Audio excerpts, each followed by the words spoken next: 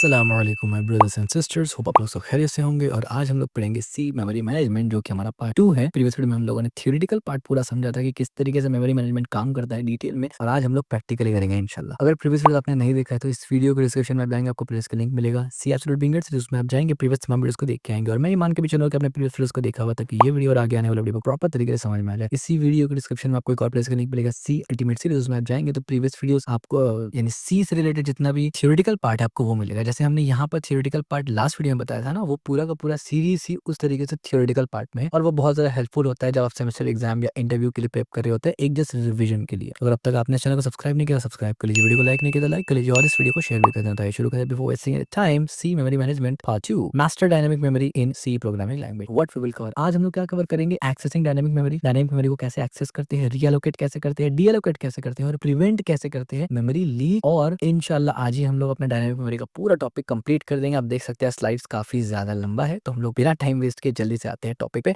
और मैं ये मान के चल रहा हूँ कि प्रीवियस वीडियो आपको याद है ऑलरेडी, टॉपिक आपको अंडरस्टैंडिंग आपको है, तो हम लोग डायरेक्ट जंप करेंगे। Memory management overview, why memory management matters, हमने ऑलरेडी देखा हुआ है। Memory management is a crucial aspect for C programming language, allow you to allocate memory at runtime based on programming need, resize memory block as requirement change, free memory with it's no longer needed, prevent memory leak and optimize resource usage। ये सब आपको already मालूम है। Dynamic memory allocation क्या होता है? allocate memory as needed during runtime। reallocate क्या होता है? resize memory block when needed। और deallocate क्या होता है? फ्री करना मेमोरी को। ठीक हो गया। अब आते हैं यहाँ पर access dynamic memory. How dynamic memory works, dynamic memory काम कैसे करता है? Dynamic memory behaves like an array with its data type specified by the type of the pointer. यानी डायनामिक मेमोरी एरे की तरह बिहेव करता है, और उसका टाइप स्पेसिफाइड होता है किससे? पॉइंटर के टाइप से। यानी पॉइंटर जब आप डिक्लेयर करते हैं तो उसका एक टाइप होता है, आपको पता है ऑलरेडी। ऐसा नहीं है कि आपने पॉइंटर बनाया उससे आप कैरेक्टर को भी एक्सेस कर पा रहे हैं और आप डबल को भी एक्सेस कर पा रहे हैं, नहीं, आपको पॉइंटर का भी डिक्लेयर करना पड़ता है डेटा टाइप, तो उस हिसाब से वो काम करता है। ठीक है, जैसे कि as with array we access an element in dynamic memory refer to an index. जैसे कि आपको पता है कि एरे के अंदर आप इंडेक्स के थ्रू एक्सेस करते हैं इस तरीके से। फॉर एग्जांपल अगर हम ptr 0 और इस तरीके से करेंगे तो बेसिकली फर्स्ट इंडेक्स में हम इनिशियलाइज कर रहे हैं 12 वैल्यू। ठीक है,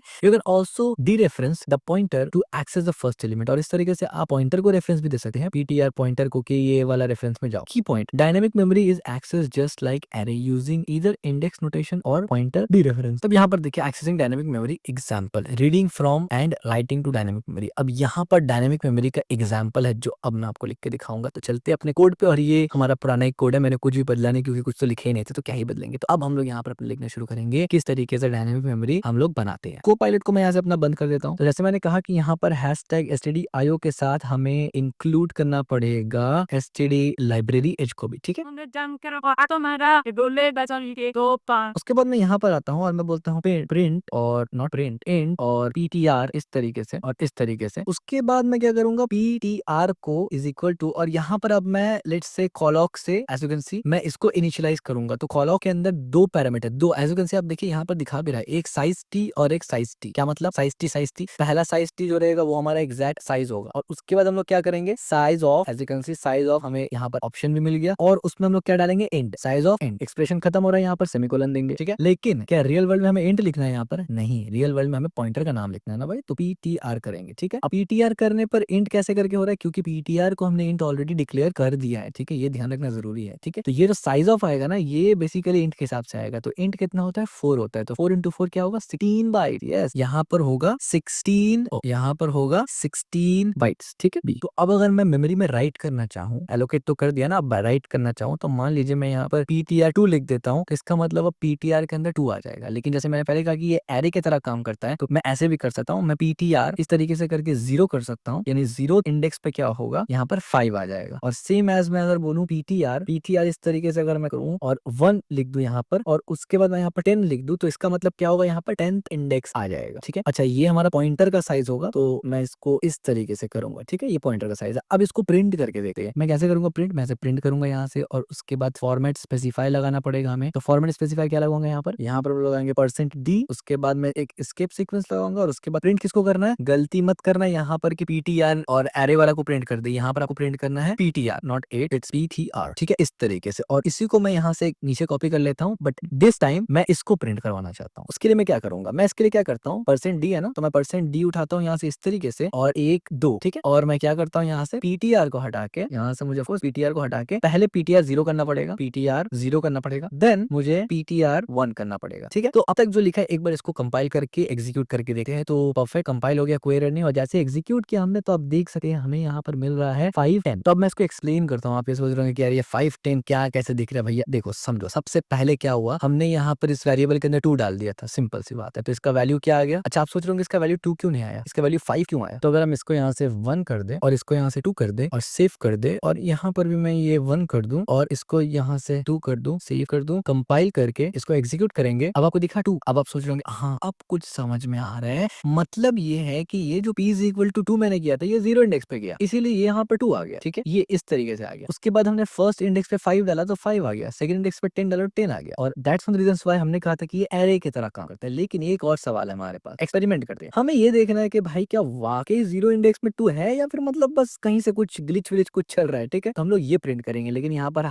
एक फॉर्मेट स्पेसिफाई लगाना भूलना मत, वरना गड़बड़ होगा। ठीक है, ये तो अब हमें चेक करना है कि क्या नीचे के लाइन पे भी 2 5 10 आ रहा है कि नहीं। तो कंपाइल करने के बाद एग्जीक्यूट करेंगे तो आप देख सकते हैं 2 5 10 इजीली आ गया। तो अब कंफर्म है कि हाँ भैया ये बात तो बिल्कुल सही है, कोई दिक्कत नहीं है। लेकिन अगर मैं PTR इस तरीके से और इस तरीके से 3 करने का कोशिश करूँ, नाउ व्हाट, हमारे पास 3 नहीं है तो क्या होगा। तो देखिए क्या होगा, यहाँ पर कुछ भी नहीं। तो कभी कभी यहाँ पर कुछ भी नहीं हो सकता है, कभी कभी यहाँ पर 0 भी आ सकता है, कभी कभी यहाँ पर एरर भी थ्रो किया जा सकता है। It depends on compiler to compiler. This is just an experiment जो हमने बताया। ठीक है, अब यहाँ पर से इसको कट करते, ओ सॉरी किसको कट कर रहा हूँ, यहाँ से इसको कट करेंगे तो इतना आपको कॉन्सेप्ट समझ में आ गया। इसको भी कट कर देते हैं तो इतना आपको कॉन्सेप्ट समझ में आ गया कि किस तरीके से पॉइंटर काम कर रहा है, यानी किस तरीके से डायनामिक मेमोरी एलोकेट करते हैं। तो यहाँ पर हुआ क्या, सबसे पहले हमने एक वेरिएबल बनाया जिसका नाम रखा PTR, उसको डिक्लेयर किया, इनिशियलाइज नहीं किया। ठीक है, ओके, हमारे पास एक वेरिएबल है। उसके बाद हमने क्या किया, हमने कहा कि भाई क्योंकि ये पॉइंटर वेरिएबल है तो हम चाहते हैं कि हम वो मेमोरी मैनेजमेंट का पावर इस्तेमाल करना। तो हमने कहा कि ठीक है ये पॉइंटर वेरिएबल है, इसको रहने दो, पहले मेमोरी मैनेज करेंगे यानी डायनामिक मेमोरी एलोकेट करेंगे, फिर उसमें वैल्यू डालेंगे, देखते हैं कैसे होगा। तो उसके लिए हमने क्या किया, stdlib का इस्तेमाल किया। यहाँ से एक फंक्शन कॉलॉक आता है, कॉलॉक क्या करता है, मेमोरी को यानी मेमोरी एलोकेट करने के लिए हेल्प करता है। तो हमने एक PTR बनाया, और PTR बल्कि एक PTR ये अलग नहीं है, ये PTR बनाया हमने, जो ये वेरिएबल डिक्लेयर किया था ना, इसी वेरिएबल के अंदर हमने ये डाल रहे हैं। तो ये हमने PTR बनाया, इसके अंदर हमने क्या किया, कॉलॉक को कॉल किया, उसमें पहला हमने 4 बता दिया। हमने बोला भाई 4 साइज है, हमारे पास टोटल 4 नंबर है। और फिर हमने क्या किया, साइज ऑफ PTR दे दिया। अब साइज ऑफ PTR पे डिपेंड करेगा कि कितना 4 हो रहा है, यानी ये दोनों में आपस में डिपेंड है। अब यहाँ पर जो साइज ऑफ है ना, ये सिर्फ 4 ही हो सकता है, 4 के अलावा कुछ नहीं हो सकता।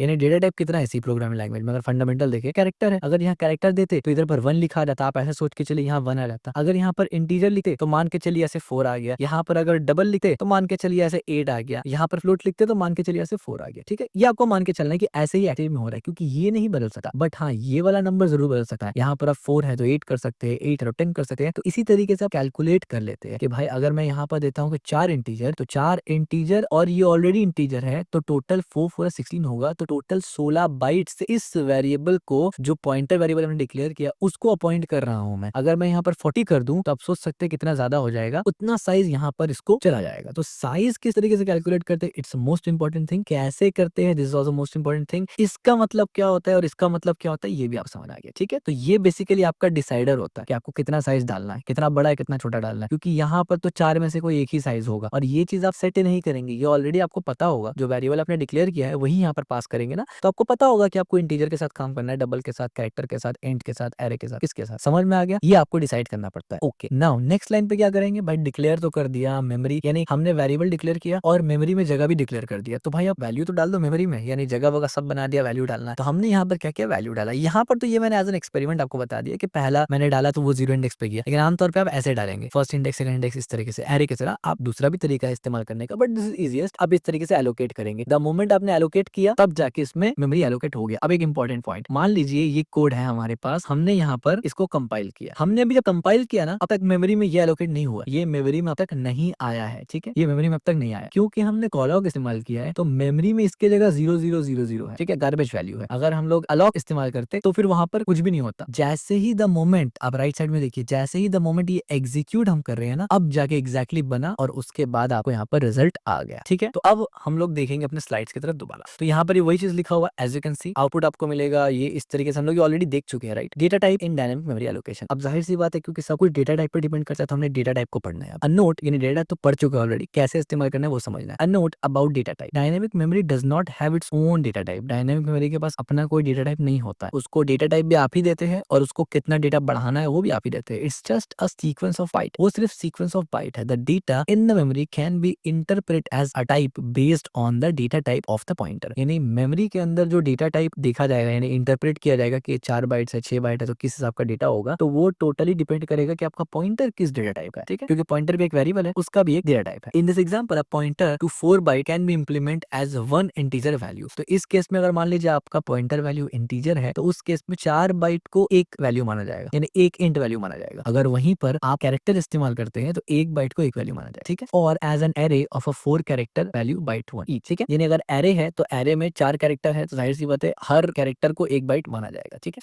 अब यहाँ पर आप देखिए 4 बाइट्स, ये एक मेमोरी लोकेशन है, ये एक मेमोरी लोकेशन है, ये एक मेमोरी लोकेशन है, ये एक मेमोरी लोकेशन है, ठीक हो गया। अब ये एक मेमोरी लोकेशन है, 4 बाइट ले रहा है, तो अगर ये इंटीजर है तो इसमें एक इंटीजर वैल्यू होगा, ठीक है। तो मान के चलिए एज एन इंट, तो यहाँ पर कुछ इंटीजर वैल्यू है, ठीक है, ये इंटीजर वैल्यू इस 4 लोकेशन में मिल जाएगा आपको। As a character each byte once, तो इसका मतलब है 1 2 3 और 4। अब आप बोलेंगे बीच में क्या डाल दिया सिंबल, तो आप याद रखिए कि कैरेक्टर स्पेस में भी एक कैरेक्टर लिया जाता है, तो ये सिंबल्स वगैरह जो भी आप कैरेक्टर में डालते हैं वो सब एक बाइट लेता है, ठीक है। तो अगर आप 4 बाइट इंटीजर इस्तेमाल करेंगे तो आप सिर्फ इंटीजर एक वैल्यू डाल सकते हैं, यानी एक का मतलब है कि वैल्यू इंटीजर का डाल सकते हैं। फिर से अगर आप वेरिएबल बनाएंगे तो वो अलग 4 बाइट लेगा, और अगर 4 बाइट्स को आप इस तरीके इस्तेमाल करेंगे तो ये 4 चीज डाल सकते हैं, यानी एक जगह टी चला जाएगा एग्जाम्पल के तौर पर, एक जगह पी जाएगा, एक जगह वो ये सिंबल जाएगा एरो का, और एक जगह 5 जाएगा। ये बेसिक चीज है, आपको ऑलरेडी मालूम है, जस्ट अ रिफ्रेशर, ठीक है। Data type example, interpreting memory with different data type. आप मेमोरी को इंटरप्रेट करना सीखना है अलग अलग डेटा टाइप के साथ। उसके लिए मैं क्या करता हूँ ना, मैं यहाँ सिंपल सा कोड उठाता हूँ और इसके बाद हम लोग चलते हैं अपने प्रोग्राम पे, और यहाँ पर जाके बस मैं इसको यहाँ से, बल्कि इसको पूरा ही यहाँ से कमेंट आउट कर देता हूँ ताकि कोई एरर्स ना आ जाए, अनइंटेंशनल एरर्स ना आ जाए। उसके बाद देखिए हमने यहाँ पर क्या किया, गौर से समझना, हमने यहाँ पर इंट करा, एक ptr1 बना दिया हमने। ptr1 का मतलब क्या हुआ, ptr1 का मतलब हो गया एक वेरिएबल बनाया, और क्योंकि वो पॉइंटर वेरिएबल है, बढ़िया, और पॉइंटर वेरिएबल को हमने इनिशियलाइज भी कर दिया। किससे इनिशियलाइज किया, malloc4। malloc से क्या होता है, डायनेमिक मेमोरी एलोकेशन होता है, तो इसका मतलब ये है कि हमने पॉइंटर को डायरेक्ट इनिशियलाइज कर दिया डायनेमिक मेमोरी में। किससे, 4 से किया, ठीक है, बढ़िया। अब देखिए क्या हो रहा है यहाँ पर, यानी हमने बता दिया कि भाई इसका साइज 4 है, यानी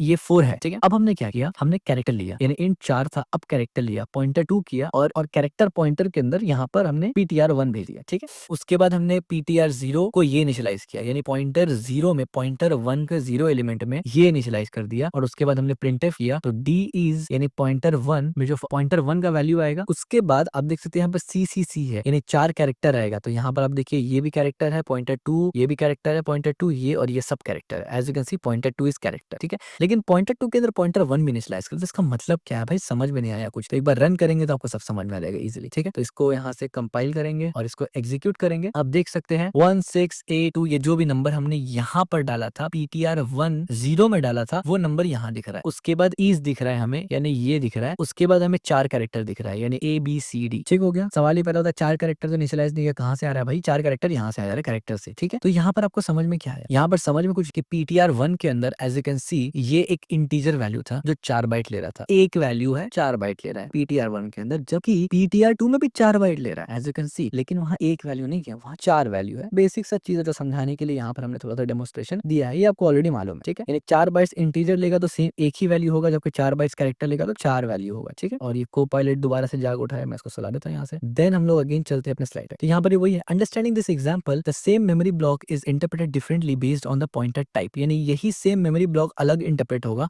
पॉइंटर टाइप के हिसाब से, यानी पॉइंटर का टाइप जो होगा, जैसे हमने यहाँ पर एग्जांपल देखा, as an int it is a single value, जैसे मैंने बताया, as an character array it is a 4 separate characters, ठीक हो गया। अब रीएलोकेट, अब देखिए एक्सेस करना हमने समझ गया ना कि एक्सेस कैसे करे करते हैं, यानी एलोकेट कैसे करे करते हैं, और सिर्फ एलोकेट नहीं, एलोकेट कैसे करते हैं, यहाँ पर एलोकेट किया हम लोग, इनिशियलाइज कैसे करते हैं, और उसको एक्सेस कैसे करते हैं, यानी प्रिंट भी करके देखा हमने, ठीक है। फिर हमने एक छोटा सा एग्जांपल देखा कि अलग अलग पॉइंटर डेटा टाइप के बेसिस पे डिपेंड करेगा आपका साइज और वैल्यू, ठीक है। उसके बाद रीएलोकेट कैसे करते हैं वो समझ लेते हैं। चेंजिंग मेमोरी साइज कैसे चेंज करते हैं, if the amount of memory you reserve is not enough you can reallocate to make it long larger, यानी आसान शब्दों में हमने यहाँ पर जो साइज एलोकेट किया उसको हम लोग बढ़ा भी सकते हैं। For example reallocate function takes 2 parameter, पहला फर्स्ट वाला एलोकेट किया हुआ वैल्यू लेगा, यानी फर्स्ट जो आपने एलोकेट किया था वो वाला वैल्यू लेगा, दूसरा में वो साइज लेगा, ठीक है। तो रीएलोकेट कैसे काम करता है, देखिए रीएलोकेट का कोड यहाँ से उठाएंगे, आपको समझाएंगे, ये बहुत आसान है। रीएलोकेट तो कोई डिफिकल्ट नहीं है, कुछ ज्यादा ही इजी है, ये आपको 1 सेकंड में समझ में आ जाएगा। देखिए हमने यहाँ पर क्या किया, सबसे पहले हमने इंटीजर 2 पॉइंटर इंटीजर का डिक्लेयर कर दिया, पॉइंटर 1 पॉइंटर 2, ठीक है, और एक साइज डिक्लेयर कर दिया हमने, ठीक है। ये याद रखिए, ये साइज इंटीजर है लेकिन ये साइज पॉइंटर नहीं है, ठीक है। तो 2 पॉइंटर है। अब हमने क्या किया, एलोकेट मेमोरी फॉर 4 इंटीजर, हमने क्या किया, साइज को 4 से इनिशियलाइज कर दिया, यानी ये जो एक साइज वेरिएबल था इसका वैल्यू ही 4 रख दिया हमने। और इसके बाद हमने क्या किया, साइज ऑफ पॉइंटर यानी 4 वैल्यू को हमने साइज ऑफ ptr1 में भेज दिया। साइज ऑफ ptr1 क्या था, साइज ऑफ ptr1 खुद 4 है क्योंकि ये इंटीजर है, तो 4 into 4 क्या हो गया, 16 हो जाता है यहाँ पर। उसके बाद हमने क्या किया, ptr1 तो ptr1 वन में हमने क्या साइज एलोकेट किया, बेसिकली पीटीआर1 का टोटल साइज क्या हो जाता है 16 हो जाता है। हमने उसको एलोकेट भी किया, हमने बोला मैलॉक के अंदर साइज डाल दो, तो साइज में क्या था ऑलरेडी 4 था और साइज ऑफ इनटू हो रहा था 4 × 4 16, तो 16 साइज के अंदर था, मैलॉक करके हमने साइज 16 डाल दिया। तो अब क्या हुआ पीटीआर1 को 16 साइज एलोकेट हो जाता है, ठीक है। या यहाँ पर आप और अच्छे से समझ सकते हैं इस तरीके से कि यहाँ पर सिर्फ 4 साइज एलोकेट हुआ, ठीक है। यानी अगर बाइट्स वाला में ना देखें आप, क्योंकि पीटीआर1 तो इंटीजर है, इंटीजर 4 होता है, लेकिन यहाँ पर हमने एलोकेट कितना साइज किया, हमने यहाँ अपने तरफ से जो वैल्यू दिया वो 4 दिया। ये पॉइंट आपको समझना, क्योंकि ये तो नहीं बदलेगा, ये तो हमेशा सेम रहेगा ना, इंट है तो 4 ही रहेगा, लेकिन हमने क्या दिया, हमने 4 दिया। तो हमने एलोकेट कितना साइज किया, 4 साइज एलोकेट किया, ठीक है। क्योंकि ये इनटू का फॉर्मूला हमेशा सेम रहेगा इंट के साथ, राइट। तो आप ये देख के चले, तो आप ये मत समझे 16 किया हमने, 16 बाइट किया, आप ये मान के चले 4 साइज एलोकेट किया हमने, ठीक है। तो हमने पीटीआर1 में साइज 4 एलोकेट कर दिया डायनामिक मेमोरी। उसके बाद हम लोग चेक करेंगे बाइट्स एलोकेटेड एट एड्रेस, और एड्रेस के लिए हम लोग पी देखते हैं पॉइंटर्स, और साइज और पार्ट 1 ये दोनों देखते हैं। देन हमने क्या किया, हमने रिसाइज कर दिया, यानी अभी यहाँ पर 4 बाइट एलोकेट किया था ना, अब हमने क्या किया साइज इज इक्वल टू 6 कर दिया, यानी अब साइज का वैल्यू 4 से 6 हो गया। और ये जो लॉजिक था ये बिल्कुल सेम, क्योंकि पीटीआर1 के साथ ही हम लोग काम कर रहे हैं, तो पीटीआर1 को साइज ऑफ में दोबारा डाल दिया। उसके बाद हम लोग पीटीआर2 के अंदर रिलॉक कर रहे हैं, क्योंकि जाहिर सी बात है पीटीआर1 तो पहला वाला वैल्यू होल्ड कर रहा है ना, तो दूसरा पॉइंटर हमने बनाया पीटीआर2, उस पॉइंटर के अंदर हमने री अलॉक कर दिया। यानी री अलॉक में 2 पैरामीटर मांगता है, जो प्रीवियस साइज आपने सेट किया था वो बताओ, और साइज बताओ नया वाला। तो हमने री अलॉक के अंदर प्रीवियस वाला डाल दिया, प्रीवियस साइज हमारा कितना था पीटीआर1, जिसके अंदर हमने 4 डाला था, और साइज को हमने अभी जस्ट बदला थोड़ी देर पहले 6 से, तो साइज भी डाल दिया। तो हमने इस तरीके से किया। और बाइट्स री एलोकेट एट एड्रेस इतना, ये एड्रेस प्रोवाइड करेगा और साइज और ये। तो जैसे हम लोग इसको रन करेंगे, कंपाइल करेंगे, और उसके बाद जैसे रन करेंगे तो आपको दिखेगा यहाँ पर वही वाला लॉजिक है, 16 बाइट बन गया था यहाँ पर, क्योंकि 4 × 4 16 था, और यहाँ पर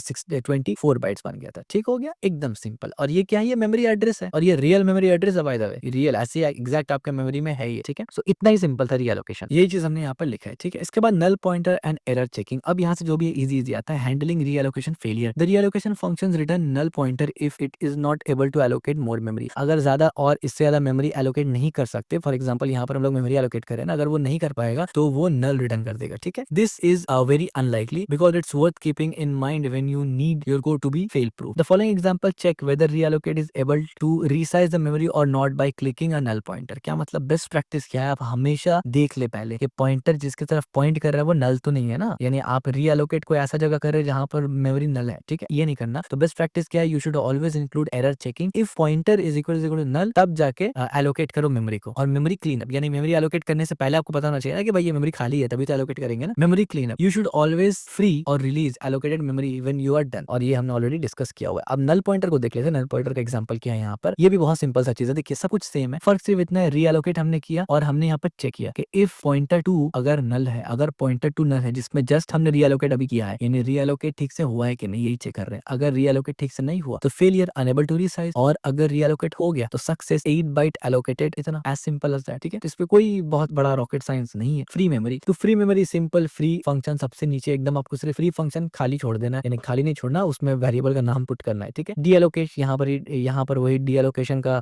कॉन्सेप्ट आ जाता है। रिलीजिंग मेमोरी व्हेन डन, जब काम हो जाए तो मेमोरी को रिलीज कर दो। When you no longer need a block of memory you should deallocate it. Deallocation is also referring as a freeing the memory, यानी जब आपको काम नहीं है तो आप नीचे में जाके उसको डीएलोकेट कर दे, यानी फ्री फंक्शन कर दे। और फ्री फंक्शन के अंदर मेक श्योर उस पॉइंटर वेरिएबल का नाम आपको डालना है, ठीक है। जो पॉइंटर वेरिएबल में आपने ऑलरेडी एलोकेट किया था, आपको जरूरत नहीं है। Dynamic memory stage reserve until it deallocated और अंटिल प्रोग्राम एंड्स, यानी डायनामिक मेमोरी तब तक होल्ड होता है ना जब तक आप उसको डीएलोकेट ना कर दे, यानी फ्री ना कर दे, या फिर जब तक प्रोग्राम कंप्लीटली एग्जीक्यूट ना हो जाए, ठीक है। तो इससे मेमोरी लीक बचता है। Once the memory is deallocated it can be used by another program और it may even be allocated to another part of your program, यानी एक बार जब आप मेमोरी एलोकेशन को डीएलोकेट कर दे तब जाके वो दूसरे काम में इस्तेमाल हो जाता है, चाहे वही प्रोग्राम हो या कोई और प्रोग्राम हो। डीएलोकेट करने के लिए सिंपल सा फ्री एक फंक्शन प्रोवाइड करता है स्टैंडर्ड लाइब्रेरी, उसमें आपको पॉइंटर पास करना है। The pointer parameter is the pointer to address of the memory deallocate, यानी डीएलोकेट जिस पॉइंटर को करना है उसका नाम भेजना है। गुड प्रैक्टिस क्या है, it is considered a good practice to set a null pointer after freeing memory so that you can not accidentally continue it, यानी एक और बेस्ट प्रैक्टिस भी है कि नल करने के बाद, यानी फ्री करने के बाद जानबूझ के नल पॉइंटर की तरफ पॉइंट करना जरूरी है, एक बार मतलब कर देना बेस्ट प्रैक्टिस है, ताकि आप 100% श्योर हो जाए कि ये कोई मेमोरी की तरफ एलोकेट नहीं कर रहा है। डीएलोकेट मेमोरी एग्जांपल, अब मेमोरी एग्जांपल डीएलोकेट करने का क्या है वो भी समझ लीजिए। तो हमने यहाँ पर एक एग्जांपल लिखा हुआ है, मैं इसको लेट से पूरा ही उठा लेता हूँ यहाँ से, ताकि आपको क्लीन एग्जांपल मैं यहाँ पर दिखा सकूं। और मैं यहाँ से इसको कमेंट आउट कर देता हूँ, नीचे जाकर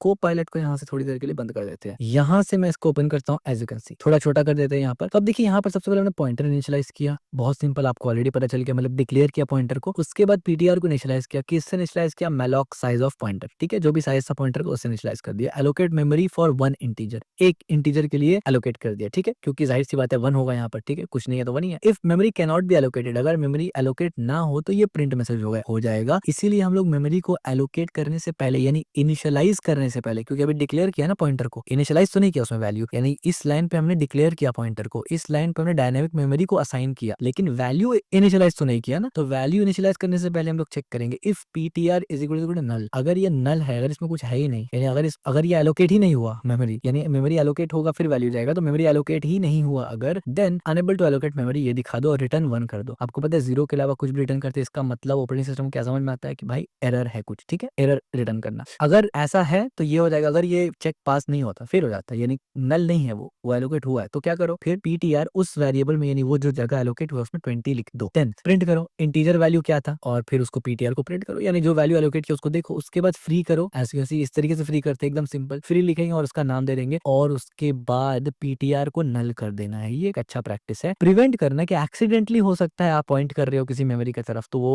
वेस्ट करेगा, तो ये दोनों बेस्ट प्रैक्टिस है, ये तो करना ही करना है आपको, अच्छा प्रैक्टिस है, ठीक है। तो इसको एक बार रन भी कर लेते हैं, कंपाइल किया हमने और इसको एग्जीक्यूट किया, as you can see integer value is 20 और ये रन टाइम में बना है जब मैंने इस फाइल को एग्जीक्यूट किया, कंपाइल टाइम में नहीं बना है, ठीक है। सो आगे चलते हैं हम लोग, क्या बाकी है, और तो लगभग तो हमारा हो ही गया है। अब मेमोरी लीकेज के बारे में थोड़ा समझ लेते हैं। What are memory leaks? Memory leaks क्या होता है? Memory leak happens when dynamic memory is allocated but never freed. Memory leak क्या होता है कि जैसे हमने देखिए मेमोरी एलोकेट किया है, उसके बाद हमने अगर ये फ्री वाला नहीं चलाते, हम ये फ्री वाला नहीं चलाते या फिर फ्री चलाते बट नल, एक्चुअली में पॉइंटर नल नहीं होता, किसी की तरफ पॉइंट कर रहा होता, तो वो मेमोरी लीक होता, ठीक है। If a memory leak happens in the loop और in a function that is called frequently, it could take up too much memory and cause the computer slow down. अगर मान लीजिए मेमोरी लीक है और अगर ऐसे सिनेरियो में memory leak होता है, यानी ये तो नॉर्मल सिनेरियो है जहां मेमोरी लीक है, लेकिन अगर कोई लूप में मेमोरी लीक होता है या फिर फंक्शंस के अंदर मेमोरी लीक होता है, और खास करके ऐसे फंक्शन के अंदर जो फंक्शन बार बार आपको जरूरत पड़ रहा है, तो उससे क्या होता है ना कि आपका कंप्यूटर स्लो डाउन हो जाएगा, क्योंकि बार बार वो मेमोरी लीक होता होगा। There is a risk of a memory leak if pointer to dynamic memory is lost before the memory can be freed, यानी यहाँ पर मेमोरी लीक का जो है वो रिस्क भी होता है अगर पॉइंटर टू डायनामिक मेमोरी, यानी जो पॉइंटर डायनामिक मेमोरी की तरफ पॉइंट कर रहा है वो पॉइंट ना करे मेमोरी फ्री होने से पहले, यानी आसान शब्दों में जब मेमोरी फ्री हो जाता है उसके बाद वो पॉइंट नहीं करना चाहिए।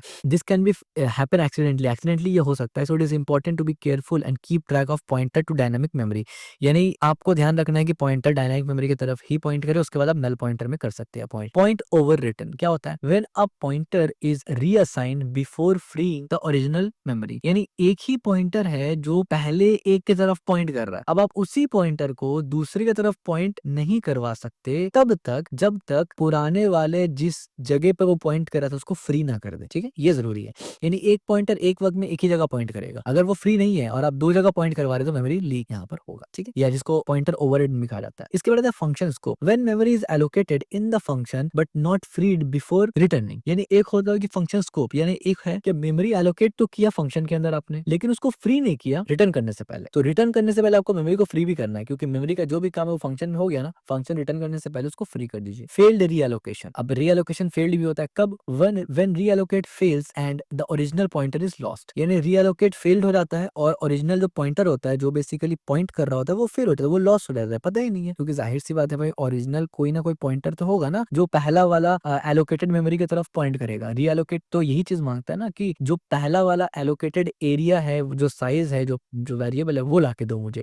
तो जाहिर सी बात है जो भी मेमोरी में आप एलोकेट करते हैं वो वेरिएबल तो पॉइंटर वेरिएबल होता है, तो वो पॉइंटर अगर खो गया तो जाके होता है। मेमोरी लीक का एग्जांपल 1, पॉइंटर ओवर रिटर्न का क्या एग्जांपल होता है? आप देखिए यहाँ पर सिंपल सी बात है, इसको बस मैं ऐसे ही समझा दूंगा, आपको समझ में आ जाएगा, बाकी अगर आप चाहे तो पॉज करके ट्राई भी कर सकते हैं। हालांकि इतना छोटा चीज मतलब क्या ही दिखाऊं, ये तो आपको खुद ट्राई करना चाहिए और कमेंट में बताना भी चाहिए कि रिजल्ट क्या दिखा आपको। अब यहाँ पर देखिए इंट है, एक्स है 5, ये एक वैल्यू है एक्स का जिसमें हमने 5 डाल दिया, एक पॉइंटर बनाया इंटीजर वेरिएबल का, उसके बाद पीटीआर के अंदर हमने कॉलॉक किया और 2 डाल दिया और साइज ऑफ पी डाल दिया, यानी ये जो पी वेरिएबल था इस पे हमने मेमोरी को एलोकेट कर दिया। उसके बाद आप देखिए हमने क्या किया, हमने p is equal to x का एड्रेस मांग लिया। समझ रहे आप क्या प्रॉब्लम हो रहा है? यहाँ पर p के अंदर आप डायनामिक मेमोरी एलोकेट कर रहे हो और उसी वेरिएबल में फ्री करने से पहले ओवर रिटर्न कर दे रहे, यानी अब पहले तो ये p ये काम कर रहा था ना, अब ये ptr x का एड्रेस भी अपने पास लेके आएगा। In this example after the pointer is change to the point at x the memory allocate by calloc can no longer be accessed, यानी ये वाला काम जो आपने किया इससे क्या हुआ कि ptr का जो जगह है मेमोरी में डायनामिकली आपने एक साइज एलोकेट कर दिया और वो साइज की तरफ ये पॉइंटर पॉइंट कर रहा था। कौन पॉइंटर पॉइंट कर रहा था? ये पीटीआर पॉइंट कर रहा था। लेकिन द मोमेंट नीचे लाइन में आपने क्या किया, आपने एक्स का एड्रेस इसके अंदर डाल दिया। तो अब क्या होगा, अब ये पीटीआर कॉलॉक की तरफ नहीं पॉइंट कर रहा है, अब ये एक्स की तरफ पॉइंट कर रहा है। समझ में आया गड़बड़ कहाँ होता है? ओवर रिटर्न कर दिया ना आपने। हाँ, अगर आप ऐसे करते कि पीटीआर किया और उसके बाद नीचे में काम जो भी करना है कर देते और फिर फ्री कर देते इसको और उसके बाद कर देते, दैट इज डिफरेंट। बट यहाँ पर आपने डायरेक्ट कर दिया तो गड़बड़ हो जाएगा। ठीक है, ये एग्जांपल से आप क्लियर समझ गए होंगे कि ओवर रिटर्न क्या होता है। एक ही पॉइंटर को आप फोर्स कर रहे हैं एक ही वक्त में दो जगह पॉइंट करने के लिए, तो वो गड़बड़ करेगा। एक जगह पॉइंट कर ले, काम कर ले, फ्री कर ले, फिर दो जगह करे, कोई दिक्कत नहीं है। ठीक है,